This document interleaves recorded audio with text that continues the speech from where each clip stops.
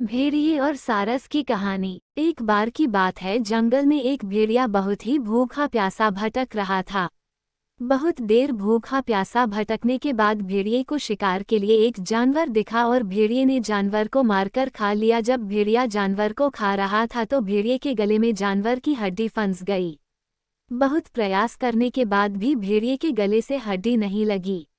गली में हड्डी को लेकर परेशान होने के बाद इधर उधर घूमने लगा कि कोई गले से हड्डी निकलने में मेरी मदद कर दे, पर कोई भी जानवर भेड़िए की मदद करने को तैयार नहीं था।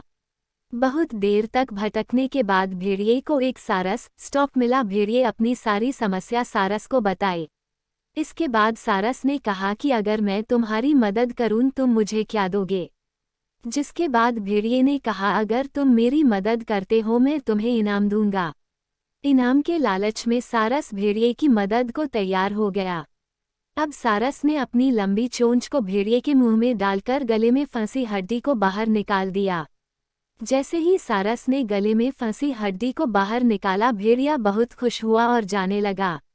ये देखकर सारस ने कहा कि तुमने तो कहा था कि मदद करने के बदले में मुझे इनाम दोगे, और तुम तो जा रहे हो, ये तो गलत है। इसके बाद भेड़िए ने सारस से कहा कि तुमने मेरे मुंह में अपनी गर्दन डाली और इसके बाद तुम सही सलामत बचे हुए हो, यही तुम्हारा इनाम है। ये सुनकर सारस बहुत दुखी हुआ। कहानी की सीख। इस कहानी से हमें ये सीख मिलती है कि हमें स्वार्थी लोगों का साथ नहीं देना चाहिए। जीवन में हमेशा स्वार्थी लोगों से सावधान रहें।